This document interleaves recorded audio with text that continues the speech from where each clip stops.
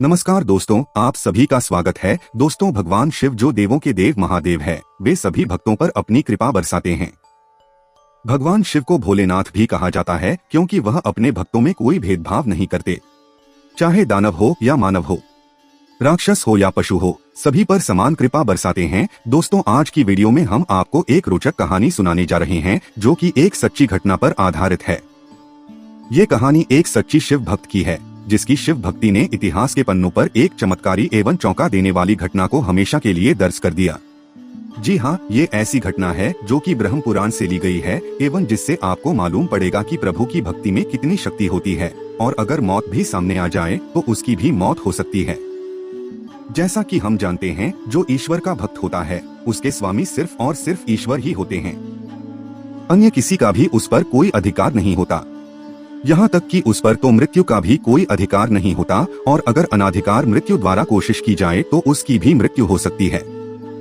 तो आइए जानते हैं कौन सी वो कहानी है।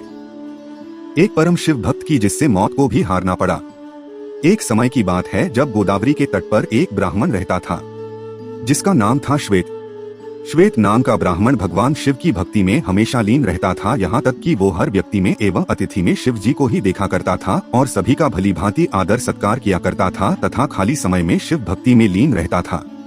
ऐसा करते करते एक दिन उसकी आयु पूर्ण हो गई, परंतु उसे इस बात का तनिक भी पता न चला क्योंकि भगवान शिव की कृपा से उसने तो कोई रोग था और न कोई शोक। उसका पूरा ध्यान तो केवल भगवान शिव की भक्ति में ही लगा रहता था।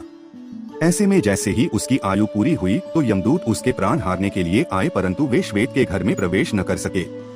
ऐसे में जब चित्रगुप्त ने मृत्युदेव से पूछा कि श्वेत अभी तक यहाँ पहुँचा क्यों नहीं, और नहीं, तुम्हारे दूत यहाँ अभी तक आए हैं। ऐसा सुनकर मृत्युदेव को श्वेत पर अत्यंत क्रोध आया और वे उसे लेने के लिए स्वयं गए। जब मृत्युदेव श्वेत के घर के सामने पहुँचे तब उन्होंने देखा कि उसके दूत उसके घर के बाहर खड़े हैं और डर के मारे कांप रहे हैं। मृत्युदेव के पूछने पर दूतों ने बताया कि श्वेत भगवान शिव द्वारा सुरक्षित है और उसके घर में घुसना तो दूर की बात है बल्कि हम तो उसको देख भी नहीं पा रहे हैं। दूतों की बात सुनकर मौत का क्रोध और भी ज्यादा बढ़ गया और वह बिना कुछ सोचे समझे ही श्वेत के घर में प्रवेश कर गई। ब्राह्मण को तो ये भी नहीं पता था कि यहाँ क्या हो रहा है। मृत्यु देवता श्वेत को सामने देखकर जैसे ही आगे झपटने को किए तभी वहाँ उपस्थित भैरव बाबा ने उसे वहाँ से जाने को कहा, पर मृत्युदेव ने भैरव बाबा की न सुनते हुए जैसे श्वेत के गले में अपना फंदा डाला वैसे ही भैरव बाबा ने अपने डंडे से उस पर प्रहार कर दिया, जिससे मौत की भी मौत हो गई। ये देख यमदूत भागकर यमराज के पास पहुँचे और उन्हें सारी घटना बताई। जैसे यमदेव को पता चला कि मृत्यु की भी मृत्यु हो गई है, उन्हें बड़ा क्रोध आया और वे अपने हाथ में यमदंड लेकर अपनी सेना के साथ स्वयं श्वेत के पास पहुँच गए। यमदेव ने देखा कि वहां भगवान शिव के पार्षद तो पहले से ही मौजूद हैं। ऐसे में न यमदेव पीछे हटने को तैयार थे और न ही भगवान शिव के गण। इस प्रकार युद्ध के दौरान सेनापति कार्तिकेय के शक्ति शस्त्र से पूरी सेना सहित यमदेव की भी मृत्यु हो गई। यमदेव की मृत्यु का समाचार सुनते ही सूर्यदेव सारे देवता के साथ भगवान ब्रह्मा जी के पास पहुंच गए और उसके बाद ब्रह्मा जी सारे देवताओं के साथ घटनास्थल पर पहुंच गए। फिर सभी देवता भगवान शिव की स्तुति करने लगे और उनसे कहने लगे, हे प्रभु, यमराज सूर्यदेव के पुत्र हैं, ये लोकपाल हैं, इनकी मृत्यु से अव्यवस्था फैल जाएगी, कृपया इन्हें जीवित करें। आपसे की हुई प्रार्थना कभी व्यर्थ नहीं होती।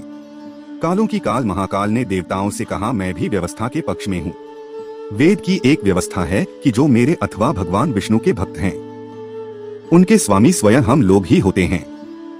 मृत्यु का उन पर कोई अधिकार नहीं होता है, बल्कि यमराज के लिए यह व्यवस्था की गई है कि वे भक्तों को अनुचरों के समान प्रणाम करें। अंत में देवताओं की प्रार्थना करने पर भगवान शिव ने गौतमी नदी का जल सभी मृत लोगों पर छिड़ककर उन्हें जीवित कर दिया और वे सबके सब स्वस्थ होकर उठ गए और भगवान शिव से क्षमा मांगी। तो दोस्तों, देखा आपने, अगर आप भगवान शिव की सच्चे मन से आराधना करते हैं तो भगवान शिव आपके लिए मृत्यु को भी मृत्यु दे सकते हैं। तो दोस्ती, ये कथा आपको पसंद आई तो वीडियो को लाइक करें, कमेंट करें और शेयर करें। साथ ही हमारे चैनल को सब्सक्राइब करें ताकि आप और भी जानकारी वाले वीडियो देख सके। धन्यवाद। हर हर महादेव।